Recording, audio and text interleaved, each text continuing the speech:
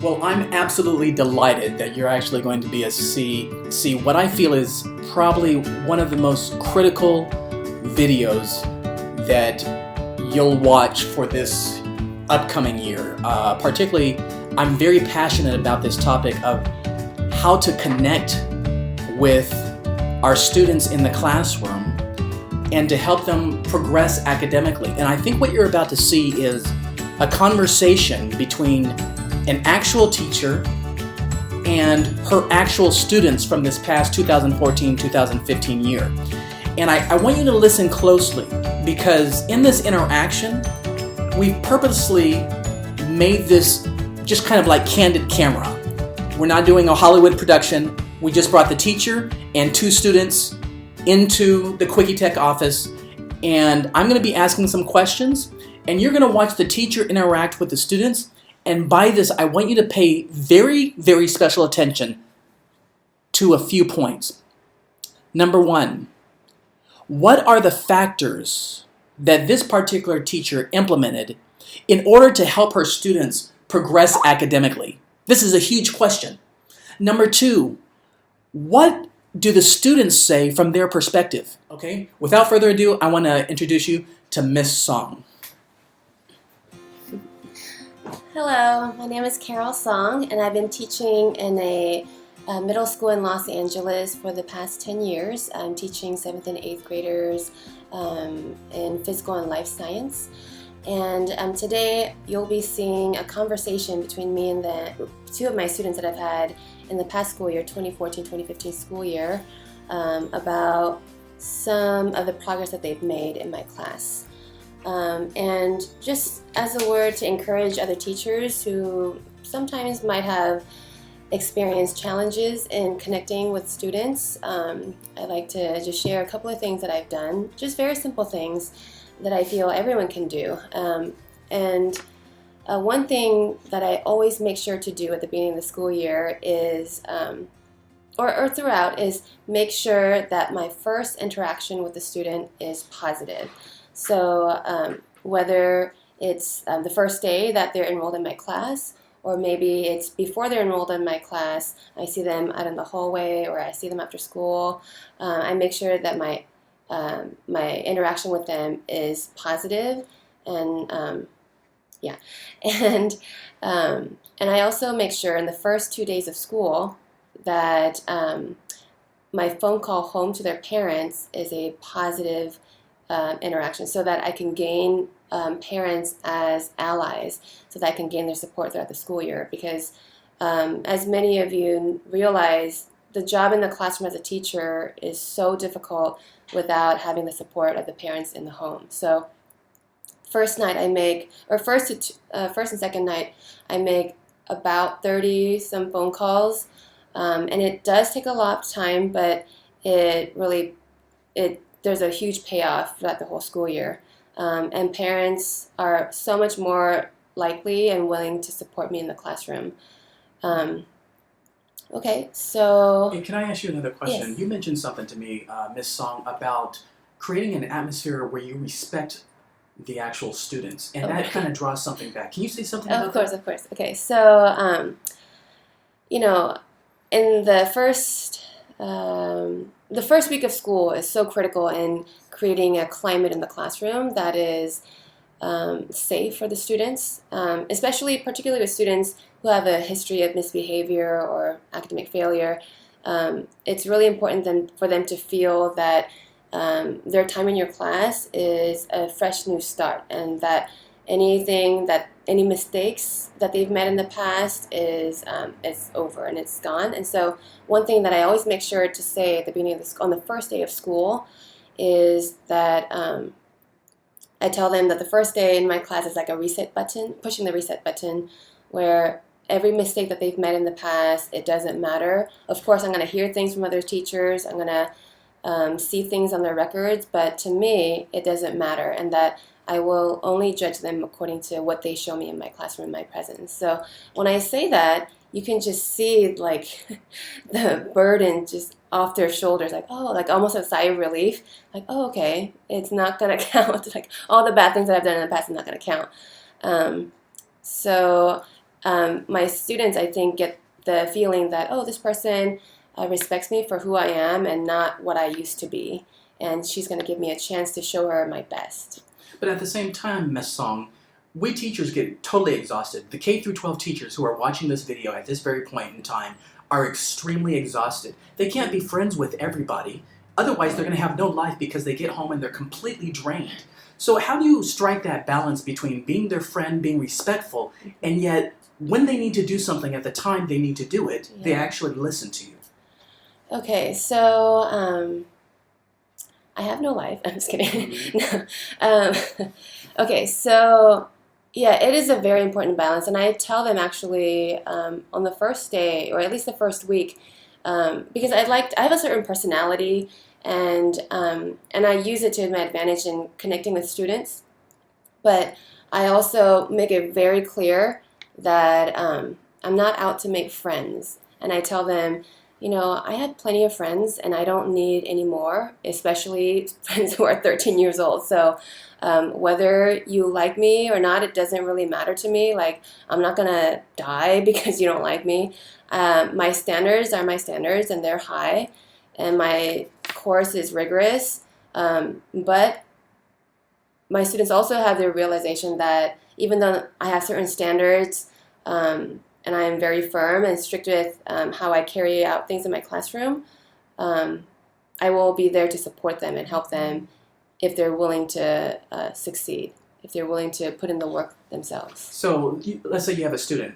They don't listen. Mm-hmm. You say, can you please stop talking in my classroom? Can you say what you say next? Oh, actually, I don't say that.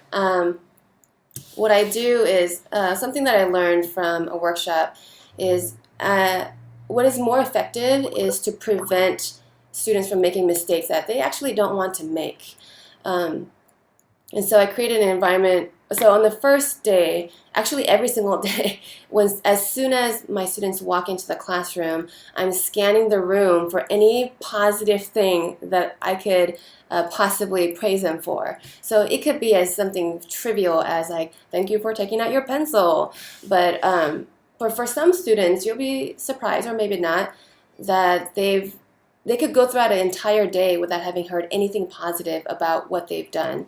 And so when I recognize them for even just little things that they're doing right, it's more likely to reinforce the desired behavior. So perhaps in other classrooms or in their past experience, they might have only been recognized or received attention when they were doing the wrong thing, like when they were talking or when they didn't have anything out. But here's a teacher where I'm only going to give you attention, and I'm only going to praise you and recognize you if you're doing something that I want you to continue. So thank you so-and-so for getting here on time. Thank you for being here today. Thank you for bringing your materials, or, you know, just anything. Thank you for greeting me as you walked in the door. Just any little thing that you could praise them for, it makes a huge difference. And if you could say anything to those teachers who are burnt out, or they're like saying to themselves, you know what, after this year, I am completely done. What's one thing you would say? And then we'll turn to the talk interview. Sure. One thing I always tell teachers is the number one person that you need to take care of every school year is yourself. So I think as educators or teachers, we have sometimes a feeling of guiltiness because about taking care of ourselves, because we feel like we always need to give and take care of our students and take care of other people. But and we forget to take care of ourselves. But the number one person that we always want to take care of is ourselves, because when we're happy and we're less stressed, then our students are happy too. So take care of going running or getting exercise and eating good food and taking a night where you're not doing any piece of work. And that's okay. And you have to be okay with not doing work sometimes and taking care of yourself. That's outstanding. Without further ado, we're actually going to turn the camera and we will actually face your first student. Carol, we're going to give it to you. Just so the audience knows, this is Manuel. He lives in Los Angeles. He's going into 9th grade. He just finished 8th grade, and his 8th grade teacher was Miss Song, who you saw talking just a moment ago. Carol? Okay, so the first question I want to ask you, Manuel, is what was your initial feeling when you were first enrolled into my class at the beginning of 8th grade? Well, my initial feeling was excitement. I was excited because I was in a class where uh, I was being taught by someone who was awesome. But you didn't know me. You've never been in my class, so what made you think that? Well, from other, I heard from other students that had you say that you're awesome. Oh, interesting. Okay. So you've heard some other kids that some positive things about me, so you thought, okay, well, if other kids liked her, then maybe I might like it too. Yeah. Okay. Okay. So what were some of your general feelings about the new school year in general at the beginning of 8th grade? So, like maybe some outlooks that you had, or any aspirations, or maybe some fears. Well, some outlooks that I had were to culminate and to walk on stage after the 8th grade year and receive my diploma. And some fears were to not have that happen. Okay. Okay. So, how did you learn that lesson? How did you learn about commitment? Well, I learned it through SRLA, which is Students Run LA. It's training for the LA Marathon. Like a running club? Yeah. Mm-hmm. And I learned that I learned to commit to it. Mm-hmm. That you won't be able to like finish a race or finish the season if you don't? Something like that? Yeah. Okay. Okay. So something about commitment. If you were to give some advice to your future teachers who may be struggling and connecting with students who may not be like progressing in an obvious way, what would you tell them? Like, hey, if you have a student like me in the future, these are some things that you could do to help a student like me. Well, just try to make an effort to be in their lives and understand them. What does that mean? Make an effort to be in your life. Like, get to know you, get to know what you like. Yeah. Oh, okay.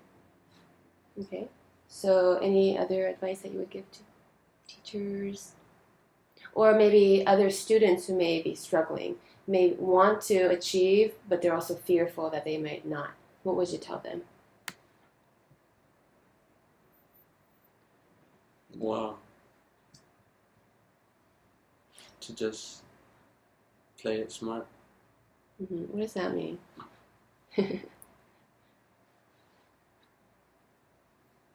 Just think about, always have the result of what's happening in mind, like the ending result of what you're doing. So think about what you want at the Yeah. end. Okay, like constantly think about it. Okay, and that might motivate you or something. Yeah. Okay, awesome. That was outstanding. I can't believe I just heard that. Some of the things I'd like to point out to you. First of all, the student came in with a fear at the beginning of the year. They had a history, and they realized there was the possibility they may not finish junior high school. And so as a result, that fear has to be recognized. It was great to hear Miss Song actually talk about how she introduced the class that first time. And when Manuel was actually talking, I was just actually quite impressed by this last statement, and that is commitment and have the end view in goal. Now, what I'm going to do, we're going to switch out this student and for another student.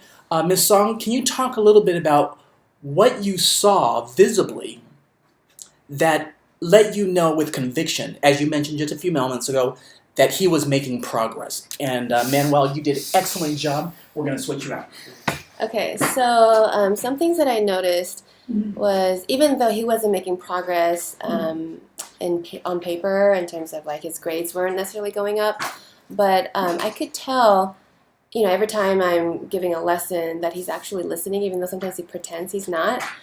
because I'll ask a question or do a demo, and then his hand will go up and say, "Oh, Miss Song, isn't it like this and this and this?" And it'll anyway. He would ask me some questions that no other students have ever asked me before, and so I know he's listening and I know he's learning, and I realized maybe there's something in the way in him producing the work that that I would actually grade to put in my grade book. But I knew throughout the time, because of his participation and his change in attitude, that he was actually learning.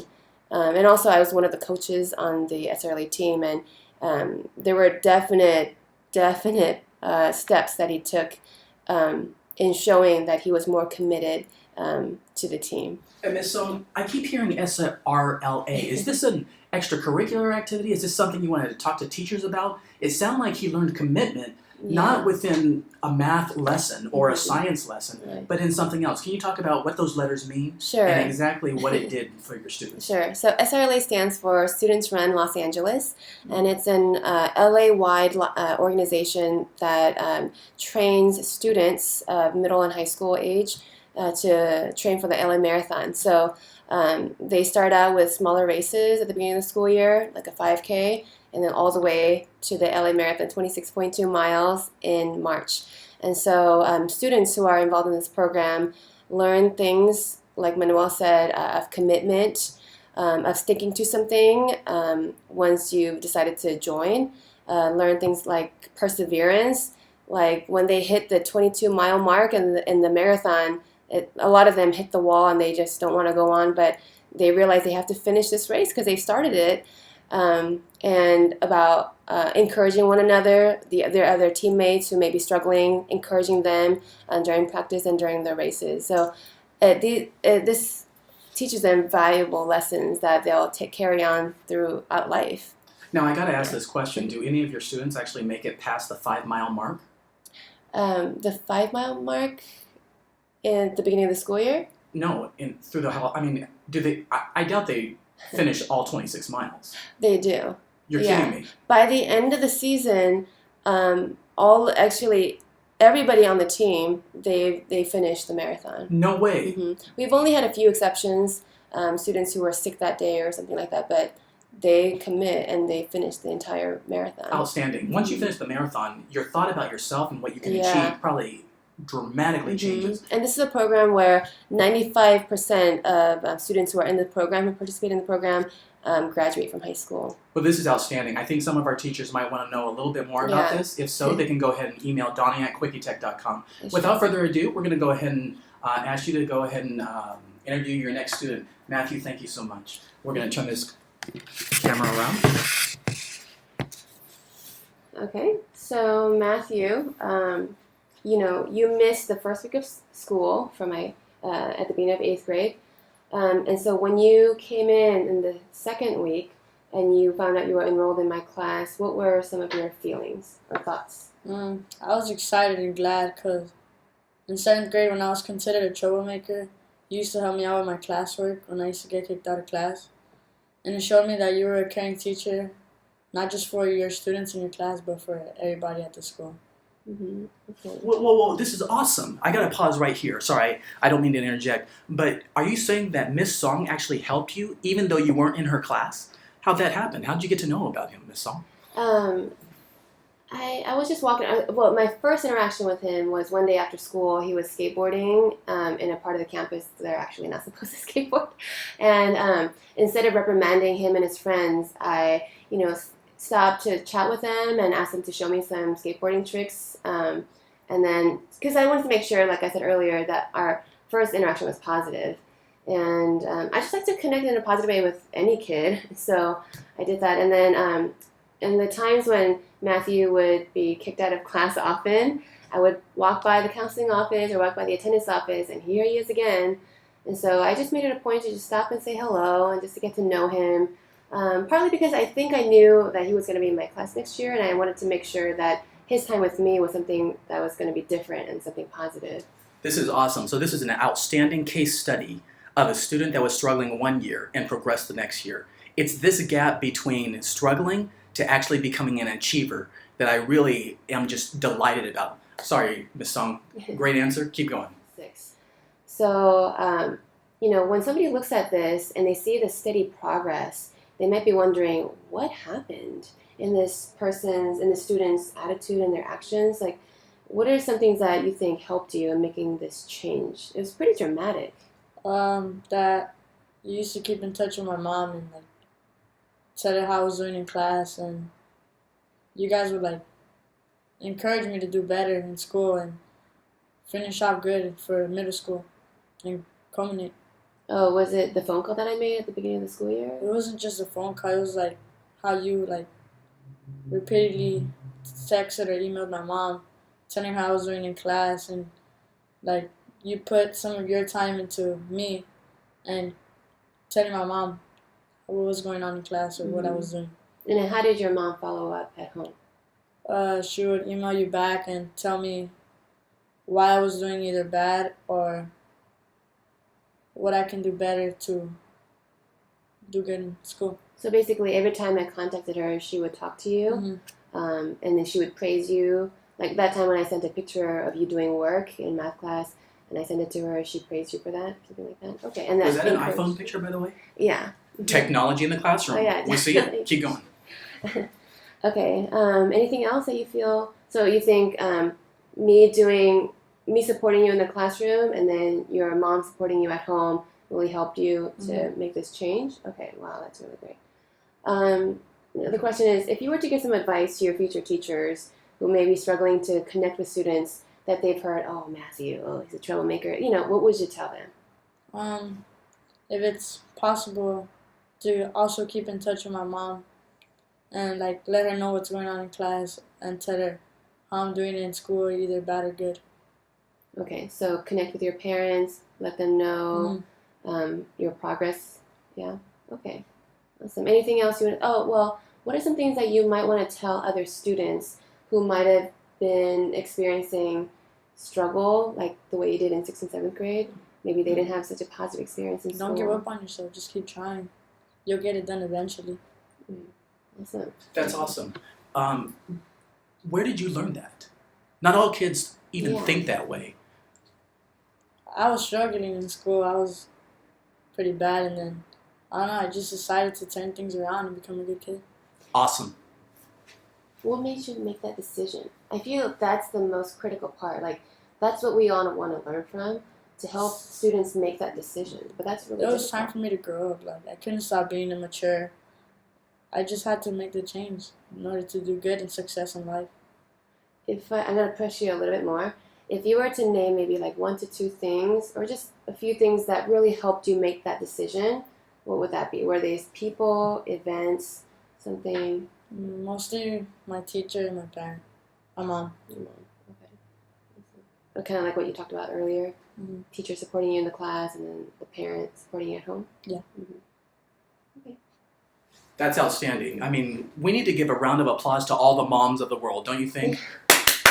So, thank you, Matthew. If you don't mind stepping out, I'm going to have Ms. Song actually wrap up by any closing comments she would like to say, particularly to encourage us teachers who, again, get exhausted very easily, that being a Miss Song is something everybody can do. Yeah. So one thing I really learned with Matthew is treating the parent as a partner and an expert. Because I used to always contact parents and telling them what they can do. But with Matthew, I realized actually the mom is the expert. The mom has like a PhD in Matthew. So I got a lot, through my conversations with her, I got a lot of insight into his personality, some of his tendencies. And so I use that in the classroom to help me connect and to help structure my support for Matthew's success. And so, for any teacher out there, just making sure your connection with the student as well as the parent, the first time especially, is positive, and to recognize them for what they're doing right instead of what they're doing wrong. And just simple things, like just giving them respect. It's not really rocket science. When somebody respects you, you want to respect them back. So I like to treat all my students in the way that I like to be treated. And so, Great.